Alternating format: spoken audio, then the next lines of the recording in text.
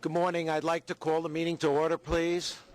And the first order of business, Hillary, are there any public speakers today? Sorry. Yes, Mr. Chairman, there are two public speakers. The first speaker is Tariq Ahmed, and he'll be followed by Bruce Hain. Mr. Ahmed, if you could come to the podium over there, please. Public speaking is for 2 minutes. At 30 seconds, your light will blink, and you please sum up.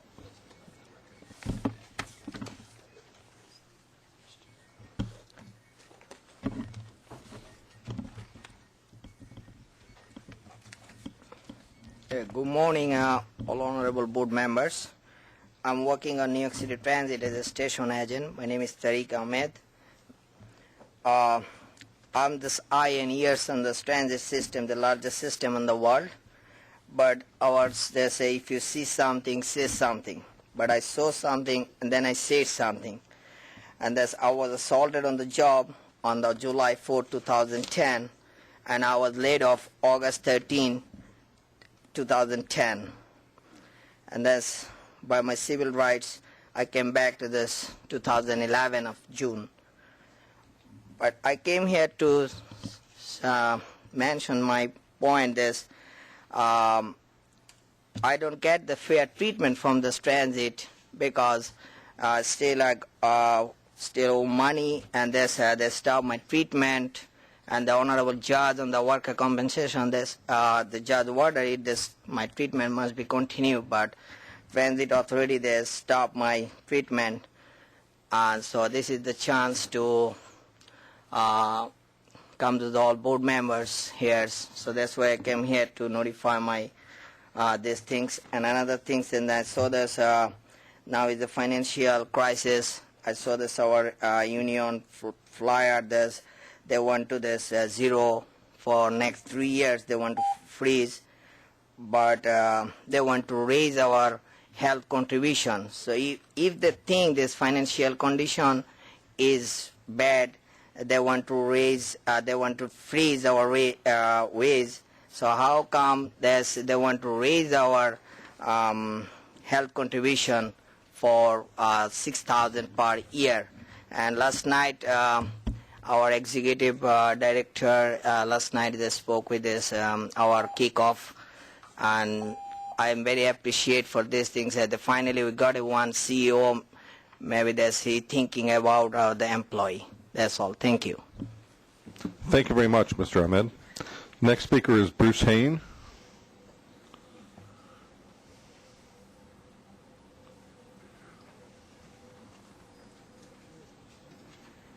I am well, I consider myself to be the foremost transportation planner of my generation by default. And that's because I started a group called Citizens for Sensible Transportation back in the 90s to get them to expand the New York City subway underground where any idiot could see that it should have been done. And I started a publication called Citizens for Sensible Transportation, Sensible SAMIS Statistics, because, as you probably know, those are cooked. But anyway, my purpose for being here today is to say that I was born in New York. I'm 55 years old, and I've never seen such a rapid deterioration in the condition of subway infrastructure as I've seen in the past 2 years. And I don't see why, because it's not because there's less money going into it. So I think something needs to be done about this, and specifically, I didn't give you my address, but I live near an elevated line, and you're not doing wheel maintenance. And when they go over the elevated line, they destroy it. It's shaking itself to pieces. Every single elevated line in the city is like that because the wheels aren't maintained. And you have to do that. You have to do it. You're not going to get away with it, and I'm not going to have it, see?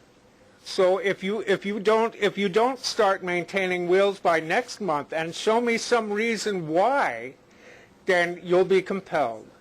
Have I made that clear?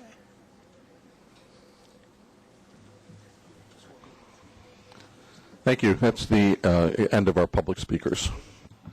Hillary, thank you. Before we start the meeting, it gives me great pleasure to welcome to the table our new executive director and the governor's nominee for chairman and CEO, Joe Loder. Joe, welcome. Thank you, Mr. Chairman. Appreciate being here. I believe Joe wants to say a few words. Well, thank you again, Andrew.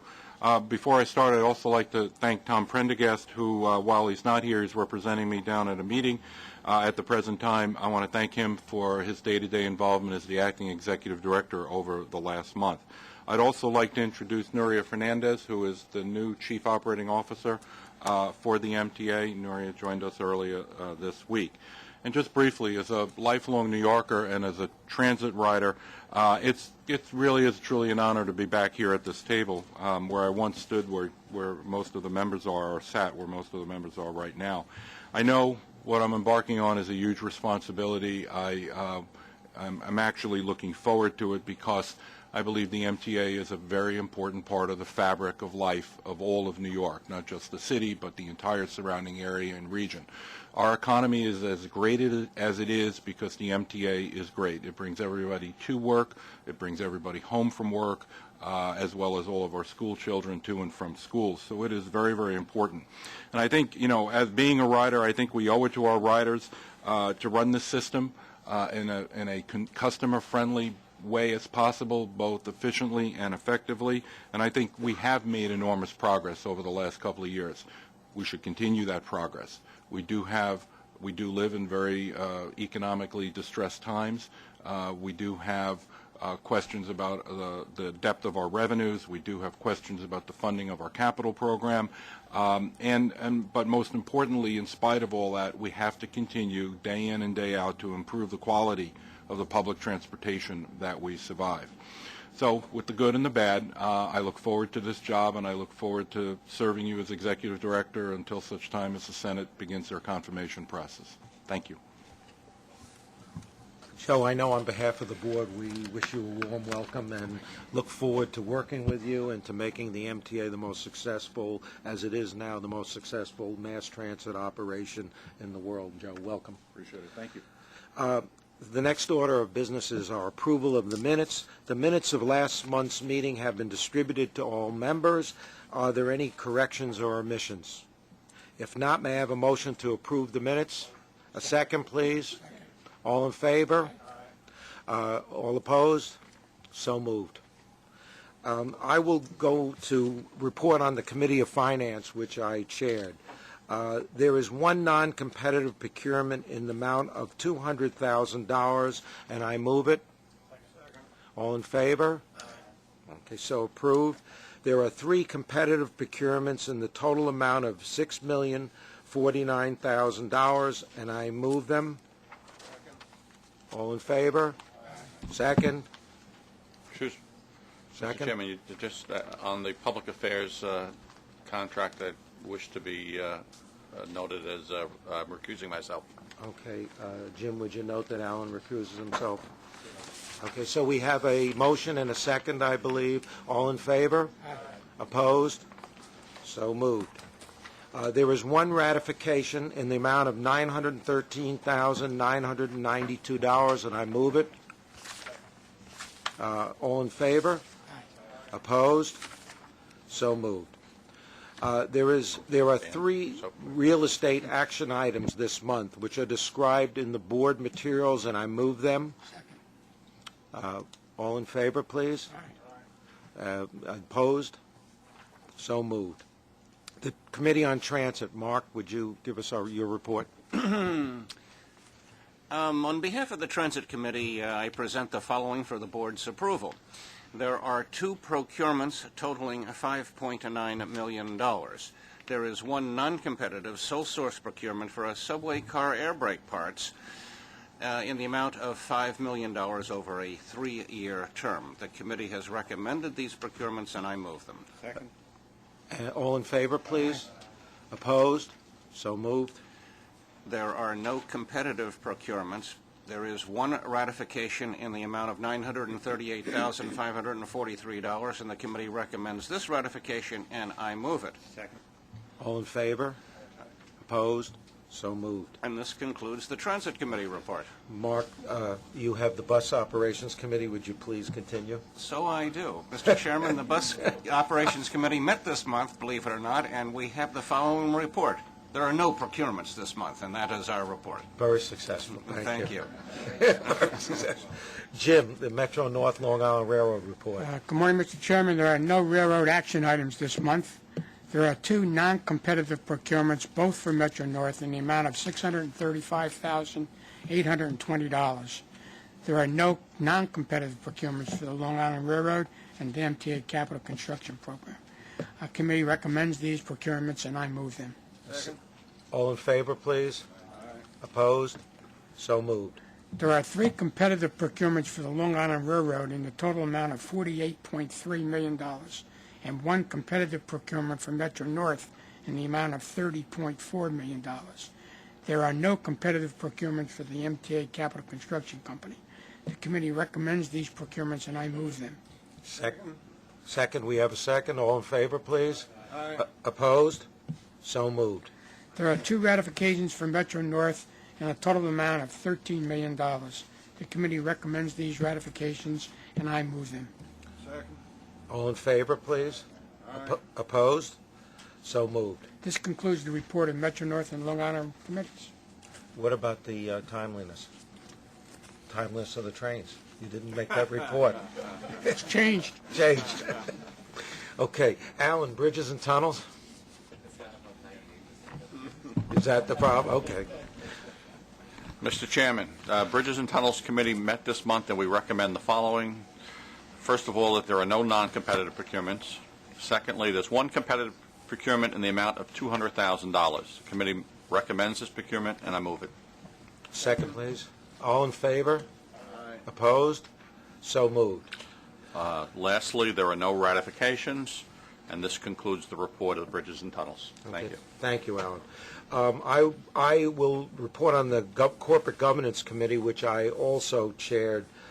I will present the report of the Corporate Governance Committee. The committee refers 4 action items to the board. 1, revisions to the MTA bylaws, revisions to the Audit, Finance, and Diversity Committee charters and to the MTA governance guidelines. 3, revisions to MTA All-Agency Code of Ethics and Board Member Code of Ethics. And 4, revisions to the All-Agency Bereavement Policy. These items are so described in the board materials, and I move them. Second. All in favor, please? Aye. Opposed? So moved. Okay. Jim, the Audit Committee? Mr. Chairman, the Audit Committee met this month and reports the following. There is one action item, board approval of the proposed enterprise risk management and internal control guidelines. The committee recommends this item, and I move it. Second. All in favor? Aye. Opposed? So moved. This concludes the Audit Committee report. Thank you. Okay, the next item is the major item for our board agenda today.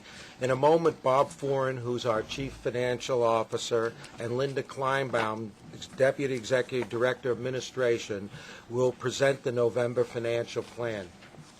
As we know, this is the continuation of a process that began in July with the presentation of the preliminary 2012 budget and financial plan. Today, Bob and Linda will update us on the financial plan, including the final proposed 2012 budget.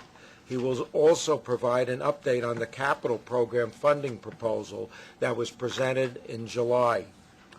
Both of these are presented as information items.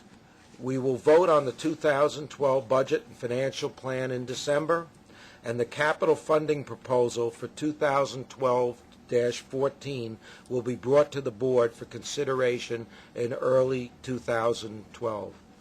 Bob, Linda, welcome. Thank you very much.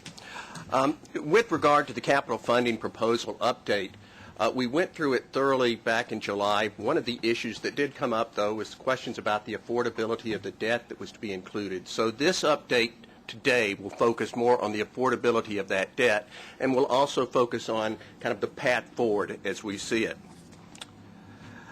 The November plan really is based upon the July plan. So first, let's go back and look at the 6 key elements in the July plan. Very importantly, there has to be a continued focus on cost cutting to achieve more than $850 million in recurring savings by the time we get to 2015. If you recall, last year we put in place recurring savings that we thought would grow to $525, $550 million, but we knew that that wasn't enough. So we also put in place new targets, escalating targets by year that we called new MTA efficiencies. Well, we increased the targets when we got to the November plan. We increased the targets again when we got to the July plan this year, and we've just increased the targets again. Right now we're looking at $300 million of additional efficiency savings that we're targeting by 2015. So again, total of $850. An important element is this plan is based upon the continued receipt of dedicated taxes and subsidies. It's also based upon the implementation upon the agreed upon biennial moderate fare and toll increases both in 2013 and in 2015. And I point out that we put them in for projection purposes, forecast purposes, but they are still subject to public hearing and board approval as we approach those dates. The plan is not based upon any budget-driven service cuts. Importantly, we need to continue to work with labor to see if we can achieve the 3 net zero initiative that we have. That should save us about $323 million by the time we get to 2015. And importantly, the plan tries to protect revenues in our operating budget that we have committed for capital. It's often called pay-as-you-go capital or pay-go capital. It's in our current financial plan, and we want to try to protect that because it's these dollars that we would reallocate to support debt service on new bonds to fund the 12, 13, and 14 capital program. And you can see here at the bottom of the page the amount of dollars that are in our current financial plan through 15.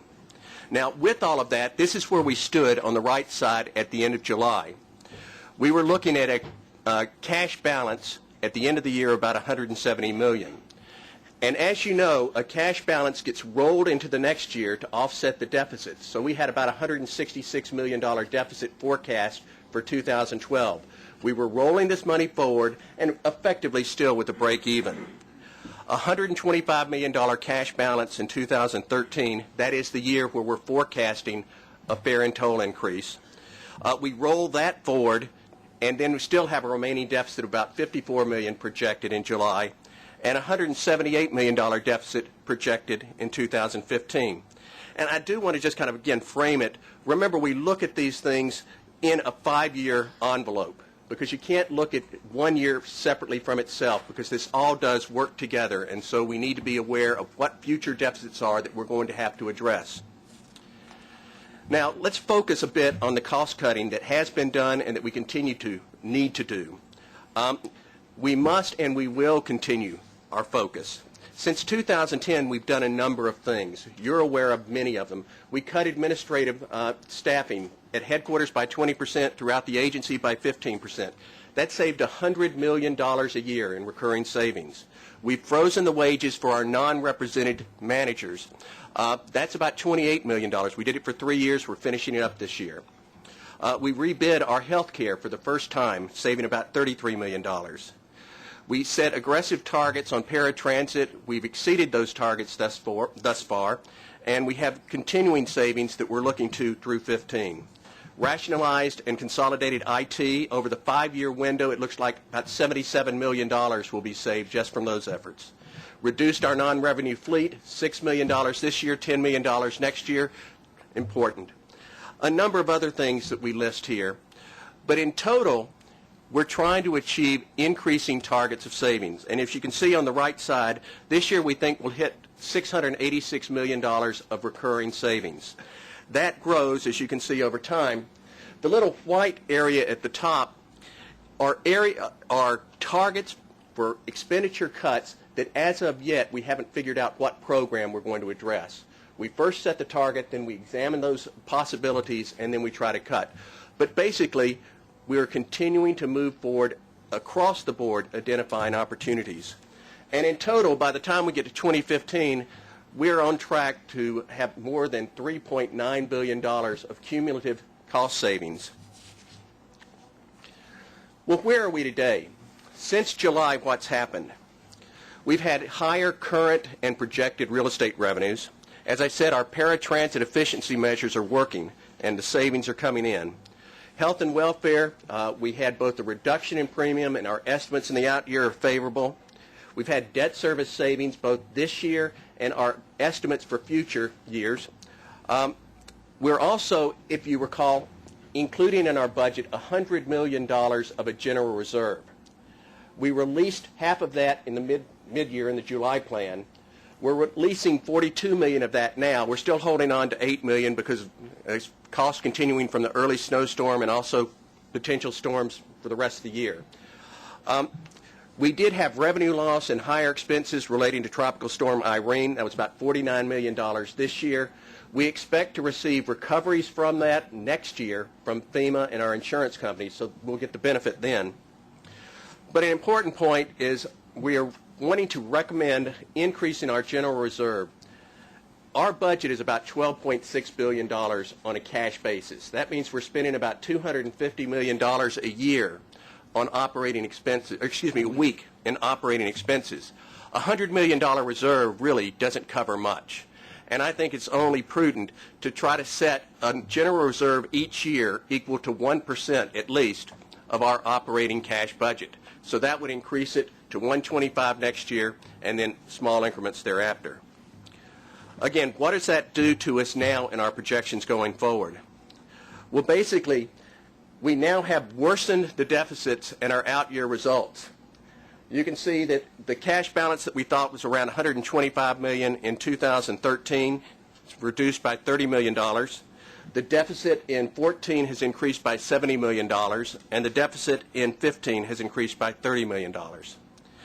When I look at this, if we can continue to do the cost cutting that we have, if we can continue to get the net zero, advance the net zero labor initiative, if we can implement the fare and toll increases, if we can receive the monies that are dedicated and allocated and appropriated to us, this is manageable. We can work in it. But again, all of those things have to fall in play to move forward and be comfortable here. This chart, it's in your books.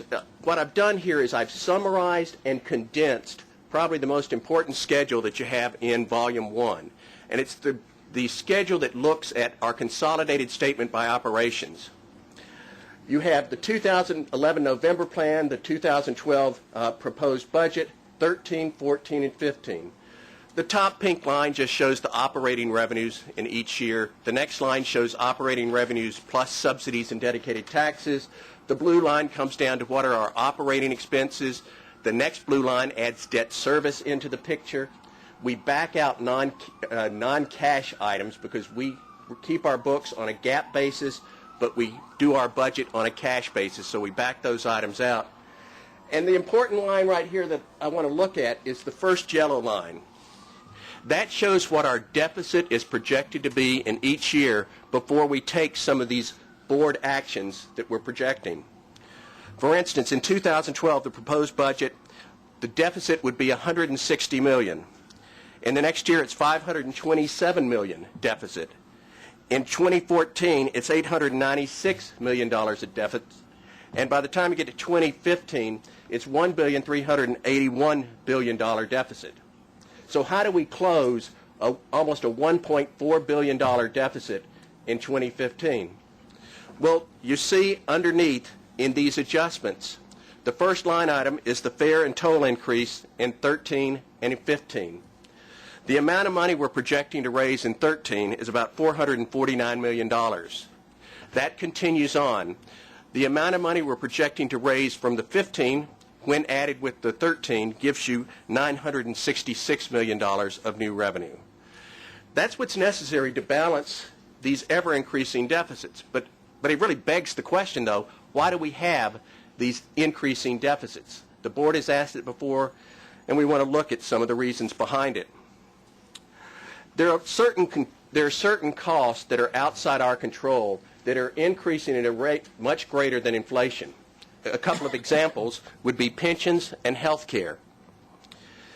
Between 2011 which is indicated on the left in the bar, and 2015 on the right, you see the aggregate dollar cost for retiree health care, employee health care, and pensions, and then you see the growth rate. We're projecting CPI growth rate during this period of 2% a year. However, if you look to the far right, you see that these three categories are projected to grow at 9% a year. And within the categories, health care is projecting to grow at 10% a year and pensions at 7% a year. Now, the MTA is not unique here. This is something that every government is facing.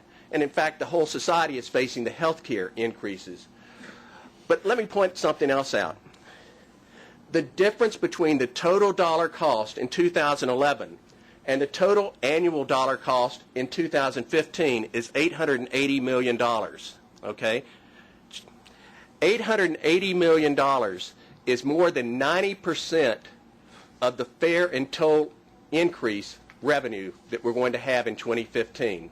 So in other words, the toll increase from the 13, fare and toll, from the 13 increase and the 15 increase added together, it was like $966 million. 90% of that is going just to cover increased expenses in these three areas. So if you think about it, there's not a lot of money left over from a fare and toll increase put in place to cover the rest of our expenses. So this is the kind of pressure that's constantly there pushing up these deficits that we have to stay on top of and monitor. So now with the November plan, despite the fact that we have what is a near-term balance, and again, near-term, but if you look at the 4 years period, we still have these deficits out there, and we have significant risk. First, we have the risk of a weakening economy. If we get a double dip, it's going to hurt, and it hurts two ways. One, as employment goes down, so does ridership and so does utilization at the bridges and tunnels. Two, much of our tax base is economically sensitive, so we'll be affected there. The state announced in their mid-year update that the deficit has gone from $2 billion to $3.5 billion, it looks like. How that bodes for us in terms of possible reductions in state subsidies, dedicated taxes, we can't say. Expense reductions, if we don't hit these targets, we're at risk.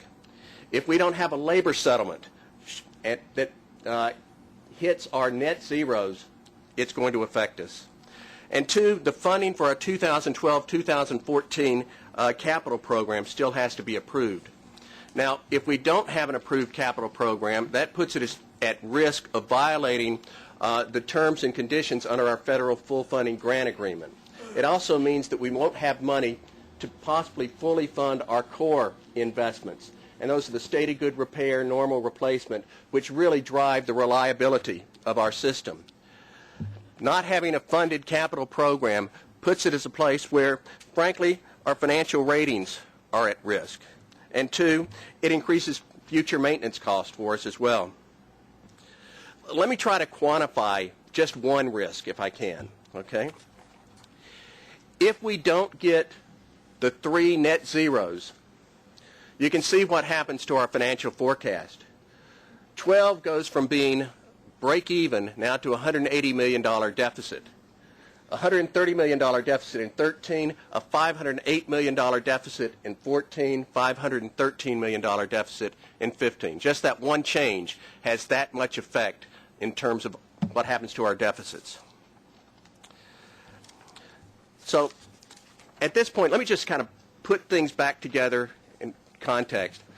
If we have a balanced financial plan, we're going to have a good chance of having a funding proposal that makes sense for the 12 to 14 capital program because they are really linked. A balanced financial plan requires, again, that we get the forecasted dedicated taxes and subsidies that we were promised, that we get fare and toll increases implemented at the level necessary, that we achieve all our cost-cutting targets, and two, that we implement the net zero labor settlements favorably. It's really only a balanced financial plan that protects the revenues that we have committed in the current financial plan for this pay-as-you-go capital, because that's the money that will be needed to support debt service on new debt for 12, 13, and 14. So let's turn to the capital program. So this is an update on the capital discussion, and just to remind you, this is a slide that's similar to what we presented back in July, and the proposal that we had put forward for funding the last 3 years of the capital program was notable in a few respects. First was in the fact that it needs no new revenues. What we had proposed doesn't require new taxes. It doesn't require fare or toll increases above what's already assumed or proposed in the financial plan, and it proposes an innovative federal funding loan program as well as bonds, transportation revenue bonds, but all backed by monies in the financial plan that are committed to capital. And it, in addition, realizing that any program we put forth to fund the 3 years requires that we be a responsible party in that effort as well. It proposes, in terms of protecting the benefits, that we will take the program down in the last 3 years by another $2 billion. You may remember when we initially submitted it, it wasn't approved. We took it back and we cut it by $2 billion, and then it was approved in June 2010, and now we're proposing that in the last 3 years of the program, we deliver another $2 billion in efficiency savings. The notion here is not to eliminate any of the projects that we propose, but rather to do them more efficiently and effectively. And for those of you on CPOC, you know that we're driving a number of initiatives to deliver these kind of efficiencies. We're looking at making our work along the right-of-way more effective and productive. We're looking at ways to deliver rolling stock more efficiently. We're looking at ways to partner with the contractor and the labor community. And much like was done in the operating budget, we've cut administrative costs in the capital budget by 15%. We would then, having this proposal with those additional $2 billion in efficiency reductions, the idea would be we would be able to deliver the entire 3 years of proposed projects. You should remember that the 10 to 14 program of projects was fully approved. So all of the projects in the program are approved. What we are committed to doing is to going back to the Capital Program Review Board, to this board and the Capital Program Review Board, with a funding proposal for the last 3 years. Delivering a proposal for this is important, as Bob says.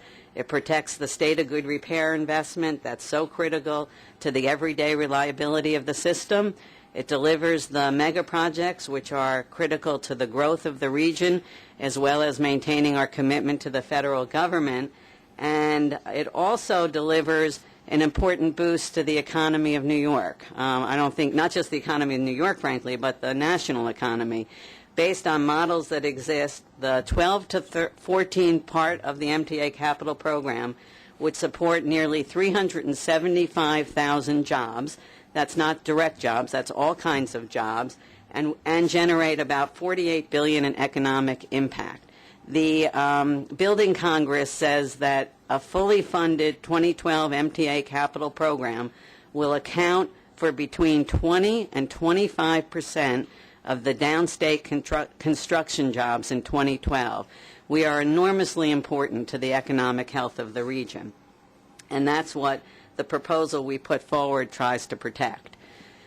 This roughly approximates the proposal we put forward. We're not going into, for the point of this update, every element of this, but rather are focusing on the 3 circled items, which include the RIF loan, the transportation revenue bonds, and revenues that remain that are committed in the operating budget for capital. The focus here is because when we talked in July, this is the proposed debt portion of the program.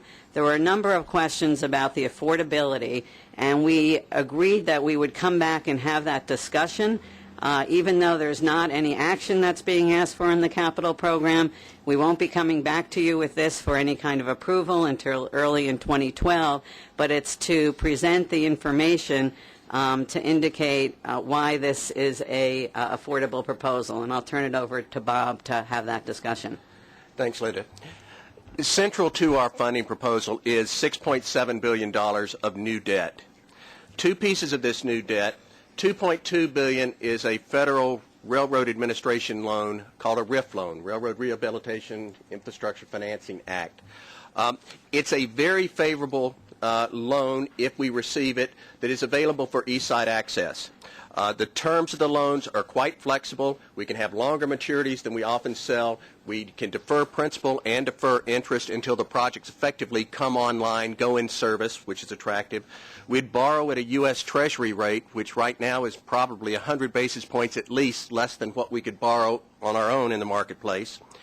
And if we incorporate this loan into the financing proposal, the funding proposal, we can generate $800 million of additional funding without changing the amount of revenue needed to support it. So we have our loan application in Washington. It seems to be favorably considered. The governor did send a letter to Secretary LaHood of USDOT expressing his strong support for it, so we are very encouraged.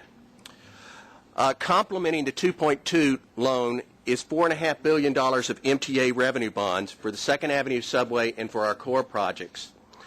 Now, revenues currently budgeted in our financial plan for pay-as-you-go capital would be reallocated in this proposal and used to pay the new debt service on new bonds.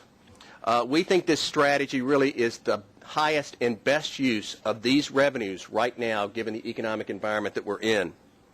Now, we're not using all of those revenues to pay for debt service. There still would be about $640 million of revenues that still could be committed to pay-as-you-go capital.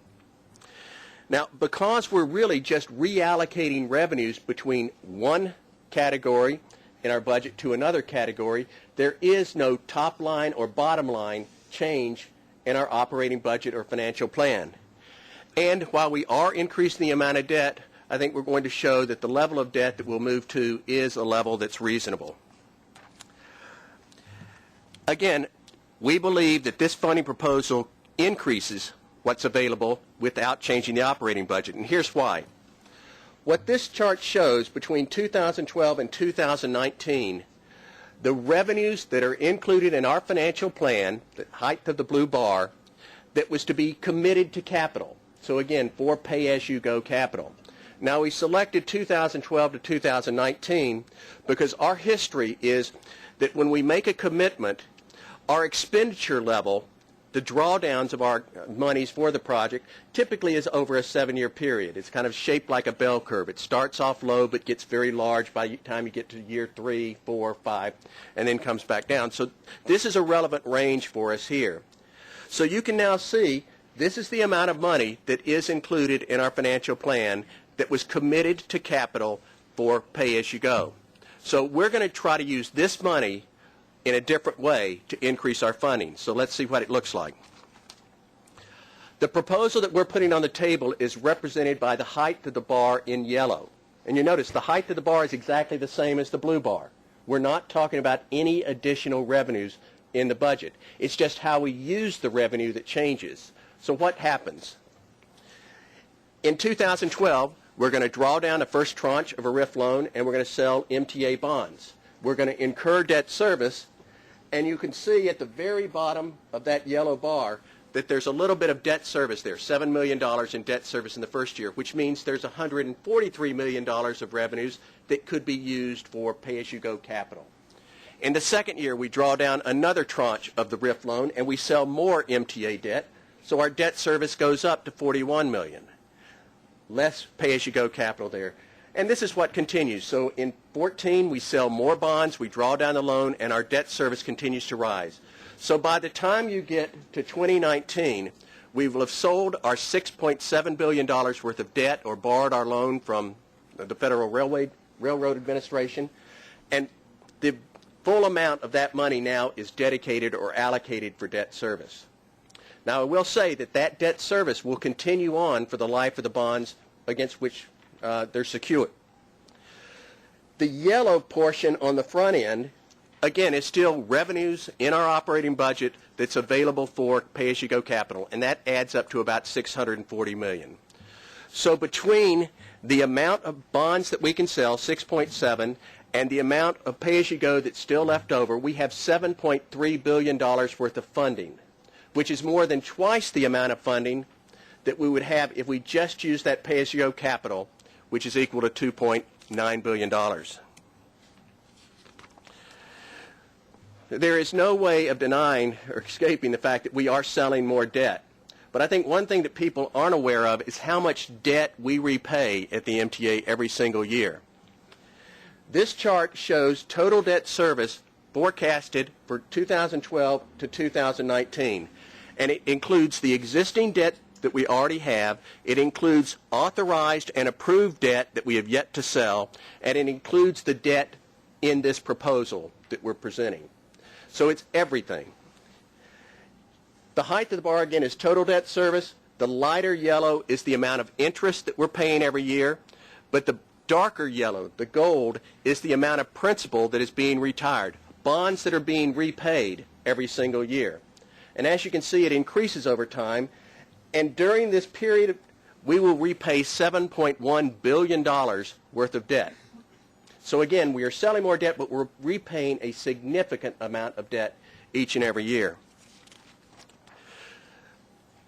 Let's look at how much debt will be outstanding. Again, I have two things to compare. One, the status quo, where we are now in the current financial plan, that's the blue column, and then our proposal, which is the yellow column. Right now, we have about $30 billion of debt outstanding. We're talking about selling additional debt, and again, this is for capital programs that have been approved, debt that has been authorized, but we just haven't sold it yet. So between now and 2019, we're going to sell about $10.2 billion worth of debt for those purposes. As I said, we're repaying a significant amount of debt. So for our outstanding debt in that, we will repay about $6.8 billion. Our proposal, as you can see in the right-hand column, is to now issue $6.7 billion worth of debt, the RIF loan and our $4.5 billion worth of bonds. We're going to repay, in this proposal, just a small amount of that debt because, as I said earlier, an advantage is you can defer the principal until you start the in-service date for your projects. But the line here, total debt outstanding as of 2019, under the current plan, we would have $33.4 billion of debt outstanding. Under the proposal, we have $39.8 billion worth of debt, $6.4 million worth of debt more. But what do you get for that? Well, on the current plan, the blue, we have $2.9 billion for our capital program. We're $4.4 billion short. On the proposal to the right, yes, we have $6.4 billion more of debt, but we have a fully funded capital program at 7.3. That right there is the decision, the policy trade-off that the board needs to consider. In one case, you can fully fund your capital program, but you will have greater debt. In another, you'll have less debt, but you don't have a fully funded capital program. And that's quite simply the trade-off that has to be made. While the amount of debt is increasing, I think it's important to say, what are we spending this money on? Okay, and what this chart shows is it shows the amount of debt that we have outstanding against the hard assets that we are spending the money on. Now, on our balance sheet, we have something called capital assets. That's property, plant, and equipment. The green line at the top of the page shows the total amount that we have invested in our balance sheet, on our balance sheet in that category. So this is the subway tracks, this is subway cars, this is rail cars, this is tunnels, this is stations. It's netted depreciation. If you're an accountant, I'll throw that in. So it's netted depreciation. Against it, we have the total amount of debt that's outstanding at any point in time. So in 2005, we had $20 billion worth of debt against $36 billion worth of assets. Right now, we have $30 billion worth of debt against $55 billion worth of hard assets. By the time we get to 2019, we're projecting $40 billion worth of debt against $76 billion worth of assets. The debt that's being sold is going into hard, productive assets. It's not going for operating expenses. It's not going for anything like that. This is going into assets that are necessary to provide reliable service, to our riders. The red line that you see across the page and the right-hand axis shows the percentage of the debt against those assets. And what you'll see is in 2019, we're projecting the debt to total assets is about 53%, which is the lowest percentage any time in this 15-year period. So in one measure, we have less leverage against the assets that are earning, or providing service for us than we've had in 15 years. Now, that's just one way of looking at it. Let's look at it in a different way, and what's the impact, again, on the operating budget? And what we've done here, again, the existing plan in blue, our proposal in the gold, and this is the total amount of debt service that we have outstanding, debt service that we would be selling for authorized debt and for the proposal, the new debt, plus pay-as-you-go that's built into the revenues that are built in for pay-as-you-go. That's the total there. And again, both bars are exactly the same height because we're not talking about using any new revenues. We're using exactly the same. And you can see that right now we're about 16.4% of the total expenses. It does rise up in 2017 to 18.2 of the total expenses and then starts to come back down to 17.2. So that is the burden, if you will, of this capital program as it currently is, or with the proposal on the operating budget. It's both the same. Linda? So just to bring us, again, where this update is, the importance of talking about funding the last 3 years of the program, I can't help myself, I always have to do my commercial, is to ensure that the state of good repair projects move forward, which is what underpins the day-to-day reliability of the system, to continue to deliver on the mega projects and our commitment with the federal government, and, as I said earlier, the importance of boosting the economy through our program. And so this is a funding proposal for the last 3 years modeled on what we've just talked to you about. Will be brought to the board early in the year. It'll be for funding the last 3 years. Again, as I said earlier, the program of projects is fully approved, and what we're committed to do is bring back a proposal for funding the last 3 years. It can come back in the first quarter of 2012. Projects that might have moved forward in that first quarter will be reprogrammed over the remaining quarters of the year. There are 2 contracts for the mega projects that would have had bid openings in the first quarter, but there's typically several months between bid openings and award, so we could absorb some additional time. But the first quarter is a critical time for addressing this. Coming back to you then, it provides opportunity for new leadership here to take time and to review this proposal, for you all to consider it, and to finalize some of the elements of the proposal with our various funding partners. So again, no action now, it's just an update. We will be coming back to you early in 12 for a proposal that will require board approval that could then be submitted to the Capital Program Review Board for approval. And Bob will summarize. So achieving a balanced financial plan and a fully funded capital plan, it, again, comes back to the same thing. Receipt of forecasted dedicated taxes and revenues, implementing planned fare and toll increases, achieving our cost-cutting targets, and implementing the net zero labor initiative. Achieving the fully funded capital program requires that balanced financial plan, because again, if it's not balanced, we will not have revenues to use for pay-as-you-go, much less for the debt service that we'd want. There's just not going to be revenues there. 2, it's the achievement of the capital savings that Linda mentioned, the $2 billion. And finally, it's participating by all of our funding partners. With that, we can have a balanced financial plan and a fully funded 2012, 13, 14 capital program. Andrew? Okay. Both Bob and Linda, thank you for everybody I would think would agree, a really open and very well presented discussion of where we stand, both the good, the bad, and the ugly. And I think that what's the most important thing here is the public should know that this is the facts. We presented them to the best of our ability, I think in a very open way, and I hope with all the graphs and the discussion, a way that the public can really see where their transportation system stands as of this moment. Now I'd like to open the discussion to my fellow board members, and we can just go around the room or whatever you choose. Yeah, sure, Jeff. Go ahead. So I just have two comments, not necessarily questions. First comment, very particular, is in the world of paratransit, just something to bring up for others not on the bus committee. Over the last year, we've done a lot in terms of reducing the paratransit expenses, bringing in the yellow cabs, bringing in the liveries, doing the feeder service, and a lot. And the savings have brought down, but there's still a significant number of savings in the budget here to a target of almost over $100 million the next couple of years, and I've asked us to be updated on that.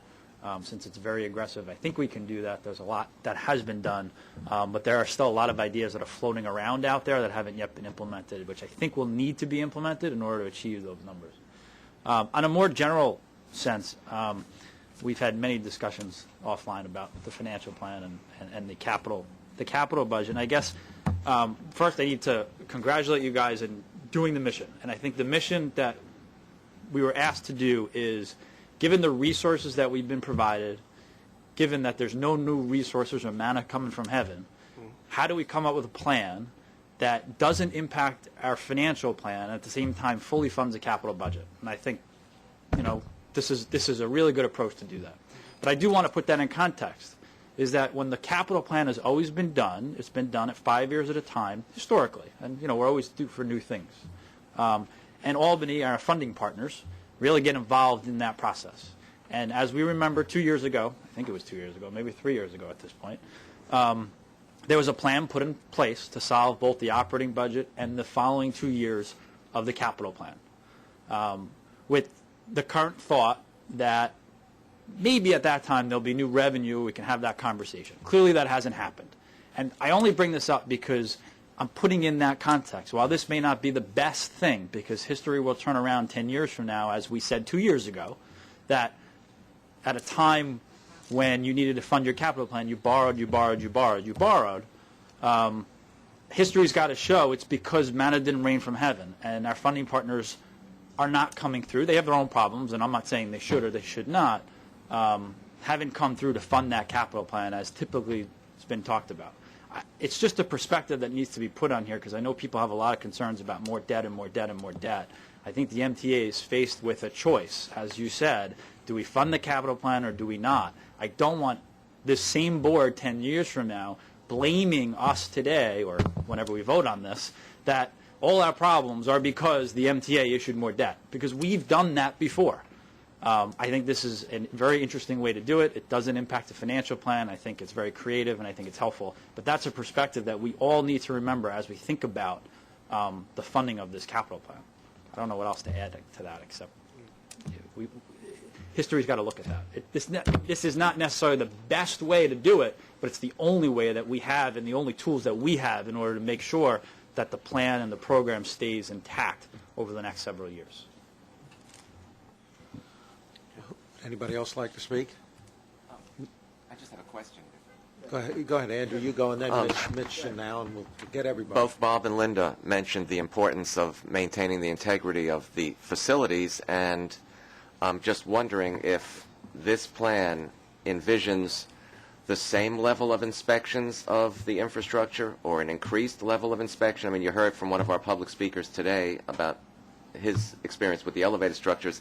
I know that when I see my fellow riders hear a train of R32s come in, they all hold their ears because the brakes are so loud and they screech. So I'm just wondering, are we looking at the same level of inspection, any added inspections, or less inspections? There is nothing that reduces the inspections. There is additional new work. There's new needs that are built in across the board, and you'll see when you go through the book and you read by agency what is going on there. But no, we're not asking people to reduce things in terms of reducing our cost for that reason. Thank you, Andrew. I want to thank Bob and Linda for a very informative and detailed discussion of our current situation and our projected situation. And a lot of things are included in here, some of which everybody has to digest over the next month. A lot of assumptions are made, and those assumptions sometimes tend to be true and sometimes tend not to be true. And but we make the best assumption we can. There are a lot of conditions included in here also, but there's one condition in here that I believe we have to include, which is not included in here, and that is a restoration of some portion of the service reductions that we made this year.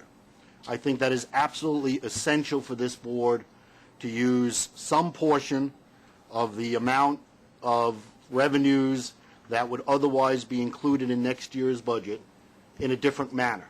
And that is to take some number of that.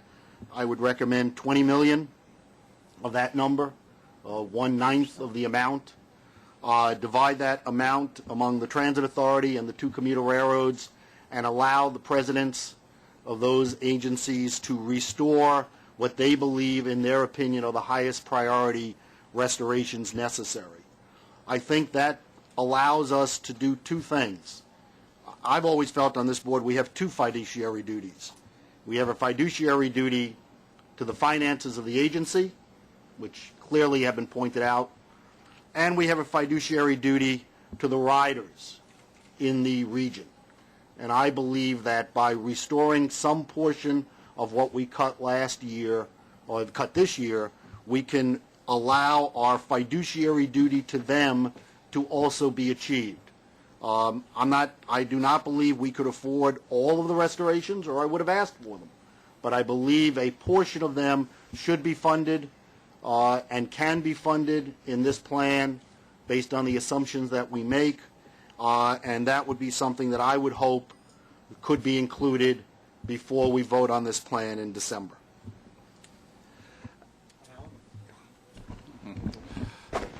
First of all, Joe, you happy you came?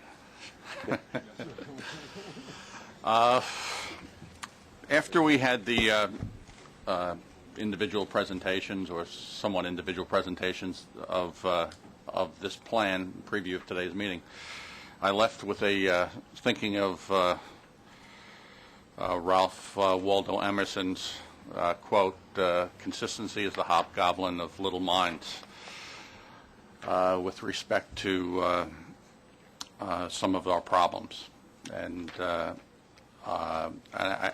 with respect to the debt was the problem. I mean, for the last 3 years, we've had a debate that's gone on. It came on before I came on this board, but 3 years ago I came on talking about the enormous debt that we had and how the policymakers, and Jeffrey alluded to this before, were quick to point out that decisions were made in the 90s that saddled us with debt. And now we're talking about going down a road here that's going to leave us with almost $40 billion worth of debt at the in the year 2019. And maybe that's where we end up, but we need to have that conversation in the context of my point number one is shifting the responsibility of who's responsible for the capital plan. Okay, because it's always been my belief, and they're not our funding partners, it's the city and the state of New York, that they have an obligation to the financial plan. And other than saying that there's no money here or whatever, I mean, people ought to, be aware that the inaction of the state and the city government to deal with this issue is essentially forcing us, if we go down this road, to kick the can down the road. In terms of dealing with it, they, as has been characterized by more than one board member here, this is a ticking time bomb that is just getting bigger and bigger, and when interest rates begin to rise, as they inevitably will at some point, it's going to eat up even more of our operating budget and force other drastic actions at that time. The second problem I have with or conceptual problem is, again, what my colleague from Suffolk County mentioned, is the discussion of services. That if we have any hope whatsoever, in my view, of going back to the public and asking for them to participate, that we need to enhance services. And whether it's the restoration of some existing lines or some improvements, I think that the transit and I commend Tom Prendergast and for really working at the margins, but there are significant needs in all parts of this region for services, and the current operations of that you can only do it if there is a no impact on the budget is something that can only last for so long. And there are services that need to be provided, and we need to have some wiggle room there, and it's all around the entire region. Not just Staten Island. I can think of routes in the Bronx, the Port Washington line, and Long Island, and Long Island Railroad, and other services that really need to be revisited. So I agree with Mitch Paley in terms of that as needing to be part of the discussion. And then the third element, and I laugh because we have these presentations, they're for informational purposes only, no vote has been taken at this time, but then they become part of the dynamic. We're now into a situation where we are assuming fare increases and toll increases in 13 and 15. And I mean, if we had a public hearing on toll and fare increases today, okay, there would be the protests would be enormous. And I will tell you that and I mentioned it, and I mentioned this a lot. The tolls in this region are geographically unfair. They need to be relooked at. I know the Port Authority now is under a lot of pressure. I know that the New York governor is trying to do something, isn't getting, from what I can tell, the cooperation of the New Jersey governor on creating some equity. But within this region, the state of New York needs to create some toll equity, and maybe that raises the level of the pot, and maybe we can protect businesses and people who need to commute, particularly in the outer areas of the region.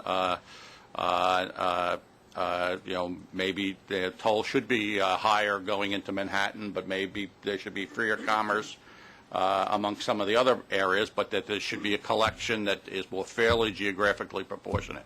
So those are the three areas that I have. Some of them may seem inconsistent.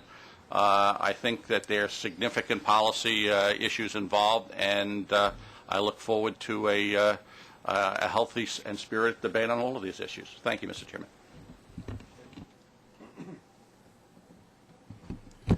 Thank you, Mr. Chairman. I would associate my comments with Alan's concerning the restoration of service cuts. From the rider's perspective, that certainly is something which we always need to keep in the forefront of our thinking. I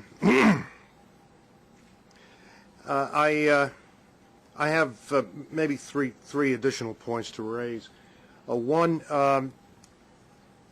if we could go, we don't need to look at the chart, but the net zero chart.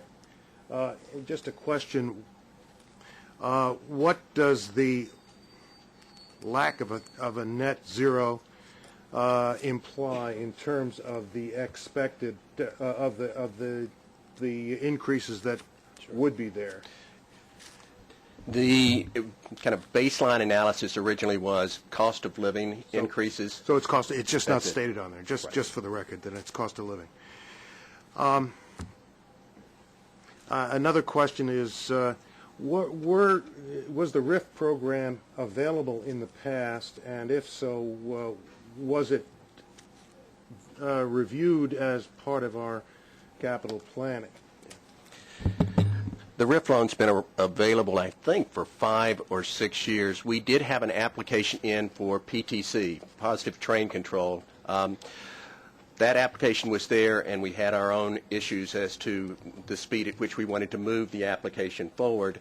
We then realized that East Side Access perhaps was an even better opportunity for us to take advantage of this program. Went down to talk with them and really received encouragement at the FRA when we were there that this project does seem to hit all of the 8 criteria upon which it's evaluated, and would we like to put it in. So we withdrew the PTC application, and we asked that it be withdrawn without prejudice. that we wanted to have them focus on this right now, but we told them that we certainly wanted to bring PTC, back to the application. So that's where we stand right now, that we, depending on when we finalize this process, that we're prepared to go back and request additional funds.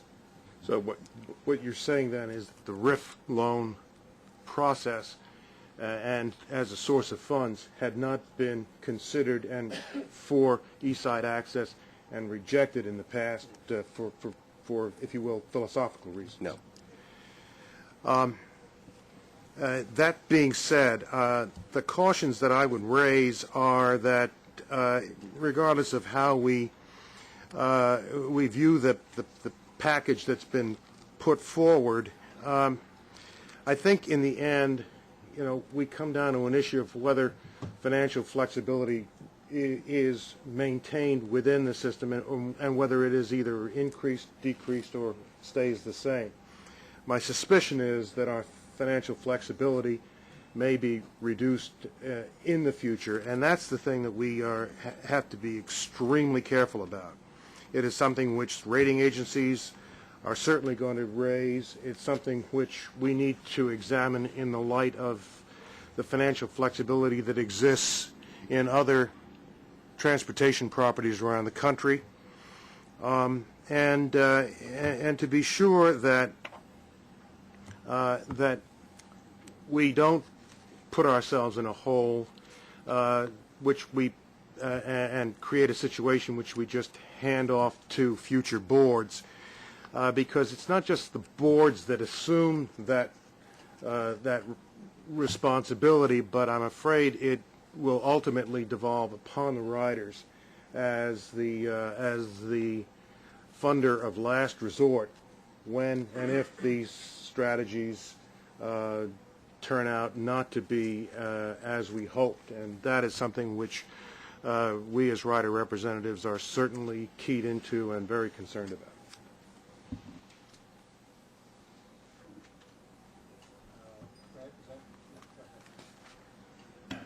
Thanks, Mr. Chairman. I know that, Bob, you partially answered this question when Mr. Blair directed his comment to the, particularly the 2014 and 2015 projected deficits if we do not achieve 3 net zeros. But just for the sake of clarity, I want to know how you arrive at these numbers. Is it, if it is just cost of living increases, what magnitude of cost of living increases gets us there? I believe the cost of living increases that we had built into the budget was like 1.9 to 2%, right in there. That's a 1.9 or 2% increase going forward. Yes, and so then we backed out from that what the 3 zeros could give us. Okay. So.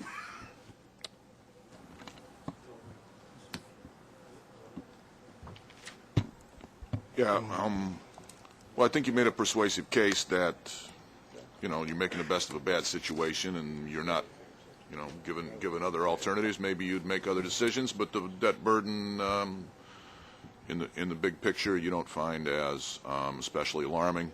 Certainly no, burning building or anything. But I think there's some other elements here in your perspective that we need to look at too, especially with regard to the extent if the debt burden is not a big problem. I suggest you've also made the case that labor costs are not a big problem. Even health and welfare, the substantial increase you've had in health and welfare.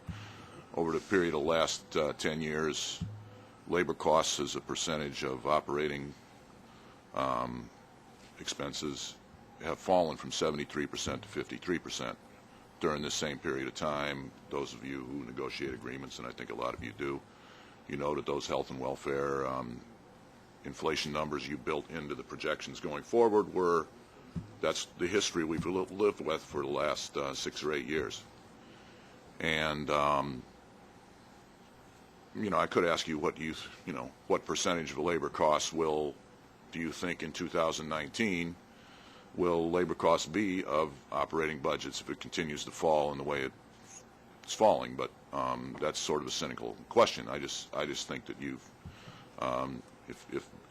if debt's not a problem, labor costs aren't a problem either, and insistence on 2 zeros or 3 zeros. I mean, the whole discussion started out 2 zeros a couple of years ago, and you've added another zero. You could add another zero and another zero. There'd be you could project 6 or 7 zeros if you wanted to. You still have to make agreements with the organizations. So, while I see debt burden is not a real problem here, you really haven't made the case that labor costs are either.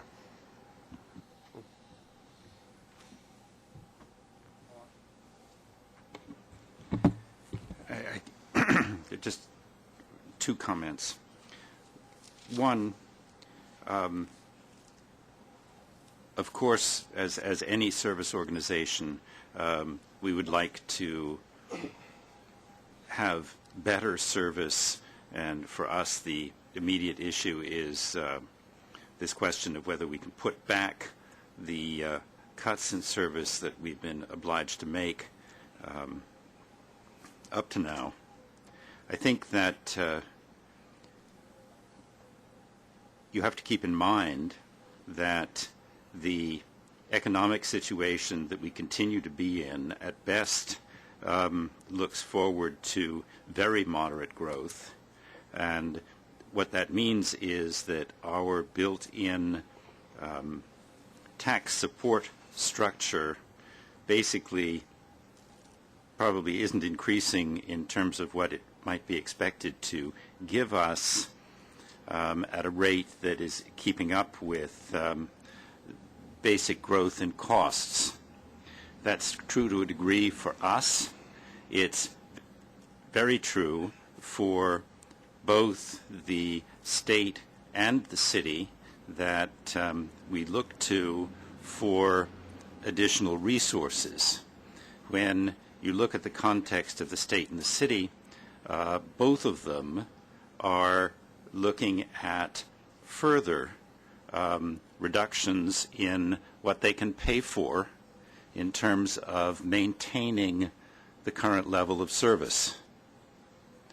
So that for us to think that somehow our world is different and we're going to have extra to reinvest and improve, I think it's a very, of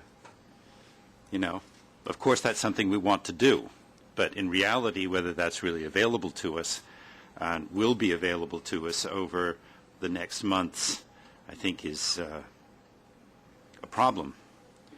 I guess the other sort of separate statement I would make is that as we think about, what we will have done, and perhaps other people or some of ourselves will be dealing with by 2019, but you may have a legacy of increased debt, but you might also have a legacy of increased assets, that is the infrastructure and plant that enables this agency to provide the service that we're in business to provide. So that, you need to keep both sides of that equation in mind, I think. Thanks. Yeah, I think that your presentation, Bob and Linda, was fantastic, and you have a lot, to work with here. But there's so many variables and assumptions here that are pushed out so many years in front of us. I think it's very difficult. I mean, we haven't even discussed fuel prices and stuff and where they'll be in the next couple of years. I think we have to, do the best with what we've had, and I think you guys have worked very hard on this presentation, and hopefully things will go the way that we want it to go. And I know we just have to sit back and see what happens, but thank you for what you have done. Thank you, Andrew. I want to welcome from the Permanent Citizen Advisory Committee, I welcome Joseph Loda to the MTA, as well as Nuria Fernandez. We look forward to a working relationship with you. Rather than repeating things, I'm just going to say ditto for what Mitch, Alan, and Jim said about service restorations. Obviously, we would want them, and I think there's some room for them, even in this tight budget.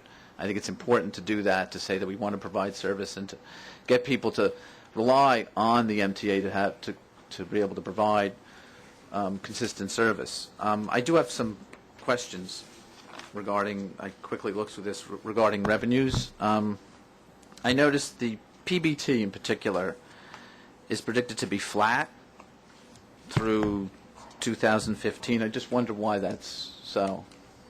It's in chart II-48, but you might just know anyway off the top of your head.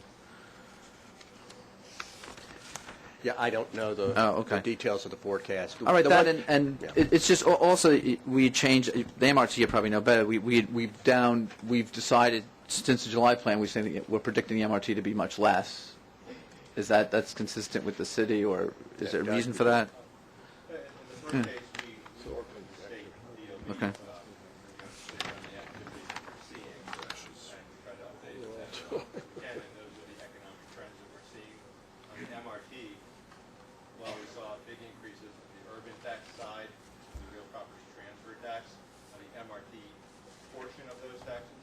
Those were coming in a little lower. So while overall our real estate traffic taxes were trending upward, that particular portion of it was just a little bit lower than what we had seen in July. I mean, I understand that. We all understand. Our former chief financial officer said about the MRT. Whatever we say about it here, it's going to be wrong. It's because of the unpredictability of that tax. Just a few comments about service restorations, the budget, and certain comments made. I mean, we are in the same world. That's what these taxes show us. We rely on these taxes just like the city and state. We are in the same world. However, we have a large budget, and we have a lot of choices to make. And that this is an artfully done capital plan, I must say. I've got to compliment Bob and Linda in being able to have a capital program with no additional revenue. As far as debt goes, I don't think anybody here, or even largely who's educated, would say there's a problem with debt per se. The problem with debt is that you have to pay it back, and you got to have money to pay it back. And where that should come from is the problem. The other deficit that we constantly face this agency, we faced it for decades, if not almost a century, is the lack of investment in the system. We're still catching up, and that's a deficit. You could ride the system, riders see it, we know it, we experience it. That has to be made up. And if you borrow to make that up, you have to pay the debt service on it. So we're still doing that. And 17.2%, that probably seems fine as far as debt goes. The question is what's going to happen in 2016, 17, 18, 19 to make up for that physical deficit that I was talking about. And that's what we're going to face, and our funding partners have to face it too. And it's part of the problem we face publicly as well when people say, well, where's all this money going? And that's where the whole debt, I think the conversation, I just think we should put it in context, is that's where this hate of debt is coming from, is that then you say, well, then we need more money. And we need more money because we're working on two deficits. One is the financial debt, and the other one is the physical plant debt. But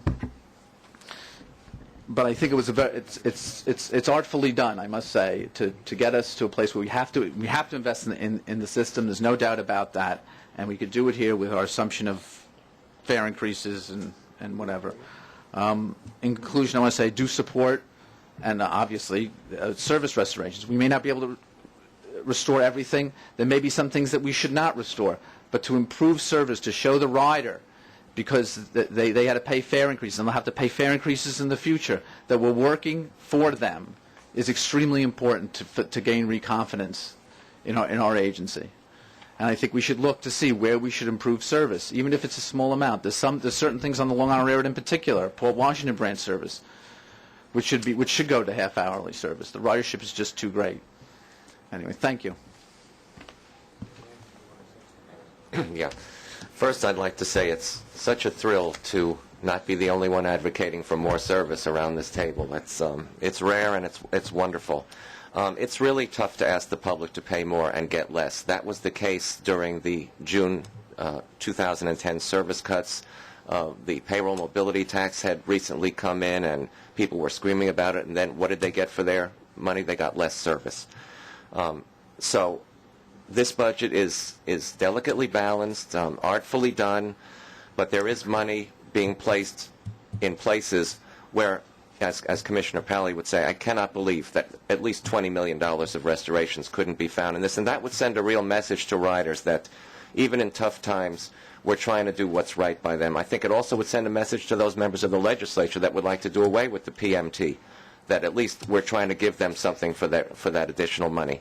And, you know, I wouldn't be averse to looking at other revenue-enhancing things that have come up before, such as congestion pricing and or tolls on the free bridges. I mean, dedicated, reliable sources of funding are what makes the MTA, you know, the economic engine of this area. And the more and better service that we provide, the better likely conditions we'll get for the entire region. So, you know, I really hope that we are able to at least work out, and nobody is saying put everything back that we lost, but there are certain things that caused people to actually leave the system. We lost those riders forever, and if we can bring some of those back, you'll get their fares, and I think it will be a win-win for everybody. Thank you. Thank you, Andrew. I'd also like to welcome Joe Loda back to the MTA, as now I'm on it, and I look forward to working with you, especially during these tough times. I'd like to thank Bob and Linda for the well-prepared presentation in the prior briefings. I think the general notion of using our pay-go dollars for capital investment, as you outlined, seems sound, but I have two just technical questions I just want to confirm. The first is that it appears from the briefings that the new bonds that are proposed to be financed from the pay-go will be under the existing bond resolutions and no new credits will be constructed. Is that correct? That's what we're anticipating, yes. And the second one is just to confirm that, given your experience, that the rating agencies and the ratings issued aren't expected to be affected, all things being equal, from these anticipated financings. Right now, the rating agencies have expressed concern about unfunded capital program, just as they've expressed concern about increasing costs. They understand that there's a trade-off here. So if we have our funded capital program, I think if we do it in a sound basis, sound way, it's not going to be a rating issue for us. Thank you. Thank you. Yeah, I'd like to thank Bob and Linda for your presentation. And I can tell you during my tenure here, the staff has done a wonderful job in putting together these budgets. They have substantiation for all their numbers. And, you know, we dig a little deeper because we sit back and look at it from the outside. The other point that I'd like to make is that, you know, the MTA is magnified. We're in the press. We're a lot bigger. But if you think back home, all of our communities are going through the same problems that we sit around this table talking about. They don't talk about millions. They talk about thousands. And to them, it's just as big a problem as it is for us when we look at all the problems we have. So that, yeah, I think everyone wants more service. We'd like to deliver the best service we can. But you look back at all those communities back there, and they're finding it necessary to cut back on services because they don't have revenues. Well, we find ourselves in the same position. And I think that we're doing a heck of a job. And I think we've had 2 years where we've really had a plan to go forward. And I think this adds on to that plan and lets it go forward to where we think we should be. Okay? A lot of assumptions here, but I think that the assumptions that you've taken are sound ones. And based upon a lot of criteria outside of what you get out of the office, but the city and the state. So thanks again, and I think we'll go forward. I think we've got a good plan here. Thanks. Anybody else like to say anything? I believe Joe would like to make a few comments. Thank you, Mr. Chairman. I will be very brief.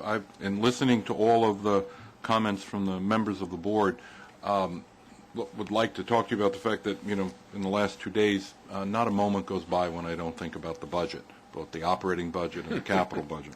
And you'll have my word that, as Linda mentioned in her presentation, we will continue to look for efficiencies within the capital program to make sure that, you know, as Jay would say, let every dollar count, absolutely make sure that we're spending it on absolutely the right projects and moving forward.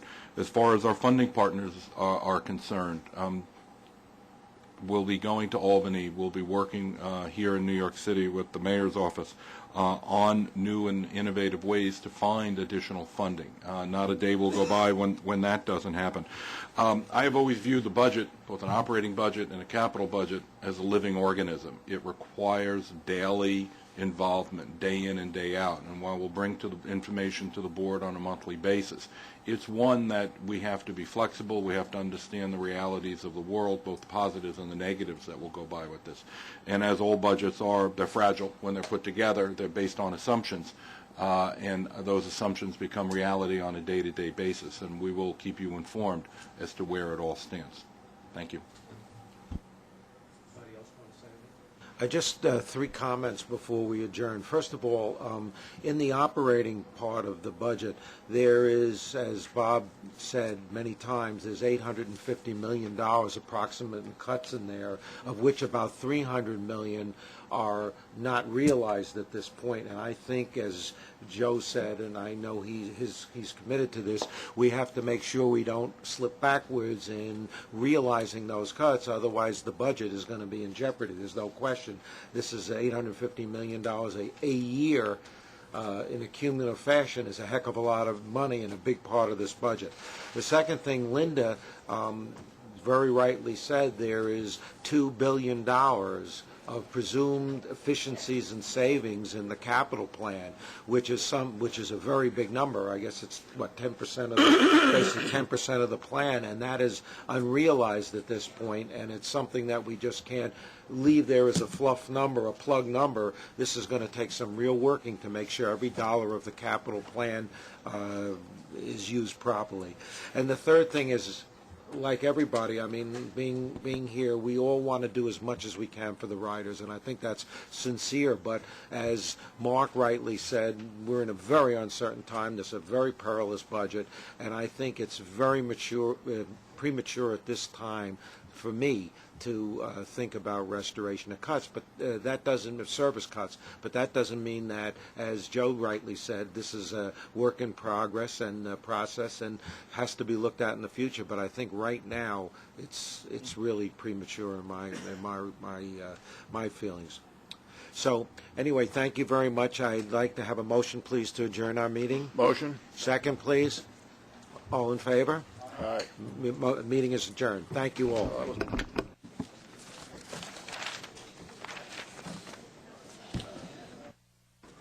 Good morning. I don't have a statement, but I'm here to ask questions. Joe, one of your last comments was... Can I ask a favor, because it's my first time through, if you could tell me your name so I can put bylines and names together? Sure. Thank you so much. Pete Donahue from the Daily News. Pete, nice to see you. Nice to see you. Your last comment, or one of your last comments, was that every day you'd be seeking new and innovative ways, new funding at the state and city hall, I believe. But this budget does not assume that. Are you going to be raising the idea of getting more money from the state and city, or no? Right.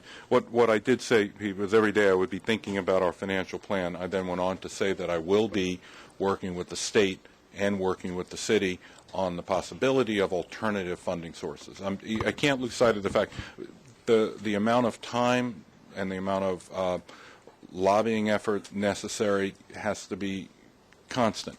And I wanted to tell the board that they had my word that I would be doing that day in and day out. But the budget does not assume, or that doesn't seem to be anything that's expected in these budgets. Only thing that's in the budget are what has been passed and what is doable today. Andrew Grossman from the Wall Street Journal. Just have you gotten any assurances from the governor, any word from the governor on where the MTA's funding will end up in the new budget, if he intends to keep funding flat or if there'll need to be more cuts? Have not had any specific conversations with the governor or his staff on that. Those will be proceeding. As you know, we have a new Deputy Secretary for Transportation who started yesterday, so the process is ongoing as we speak. Dave Evans with Channel 7. Joe, these figures aren't new, I understand, but to talk about $449 million in 2013 deficit and $966 million in 2015, it sounds like the board today, and maybe you included, just kind of assume, well, we're going to have a fare hike in those years. But do you think that the general public really understands that a fare hike is coming? And is there any way that this can be avoided, or is it just assumed this is going to happen? As was presented, I believe, within the last year in discussions when we had the last fare hike, that there would need to be progressive increases in fares over time, and it should be done on what is a reasonable amount instead of having 5-year periods and then a huge spike in increase. It's very similar to what's going on at both the City University of New York and the State University of New York, where they want to have a rationalized tuition policy. We need to also have a rationalized fare policy, so that it's pretty much the public understands that it's ongoing. It needs to be approved. It needs to have public hearings. But given our current cost structure and given our current revenue expectation, it's necessary to include it in there. In specific answer to your question, does the public know this? We will do everything we can to inform the public of this, as I'm sure you will as well. And also, as a related topic, what Alan Capelli said, his concern about taking on this debt load and called it a ticking time bomb, I think. Do you agree with that? No, it's a phrase. It's a phrase that I don't agree with, but everyone's entitled to that thought. I do think that if you can operate an organization as large as the MTA with a reasonable amount of debt, and I don't think we're proposing an unreasonable amount of debt at this time. But it does require, as I said, day-to-day constant oversight and management. And that's something that I know the executive staff here has done, as well as the operating agency presidents have done. Mr. Loda, T.Y. T.Y., how are you? How are you, sir? Good. Fox 5, going on, continuing this about debt. Right now, correct me if the numbers are wrong, but for this year, the MTA budget is about $12.7 billion, and you have $2.2 billion in debt repayment, if that's correct. And next year, could you give me the general number for what you expect to be? I mean, you can't know exactly, but will the debt bring it to the point where we'll have increased service cuts and requiring also people to, have a fare increase? Our budget does not include any additional service cuts in it, so that's not included in any of the plans, nor would it be driven by increased debt service or any other expenses. It's just not included in there. Our plan does, in fact, include as was presented earlier in 2011, that every other year we're projecting rate increases at the subway level and at the railroads, as well as the tolls. Well, will have to be, because of the debt, will it be increased beyond what, at this point, do you expect it to be more, greater service cuts and a bigger fare increase? No, this budget does not include any more of than what's already happened. An unrelated subject, in the MTA North, last week Channel 5 ran a story that some of the riders have complained to us on the New Haven line that the Metro North is stopping between stops in order to drop off workers, and the riders complained to us about the time and the safety issue. Howard, who's president? Howard. Yeah, there are a limited number of occasions when we get our workers to our locations which are not easily accessible to train stations, and there are a few trains that will make stops. They stop for approximately 30 seconds. It's completely safe in terms of where the employees get off. It's different a little bit at each location, but it's the most effective way for our employees to get to work when they're in somewhat remote locations. Mr. Loda, hi, Greg Mocker from Pix 11 News. Do you think the MTA has a PR problem?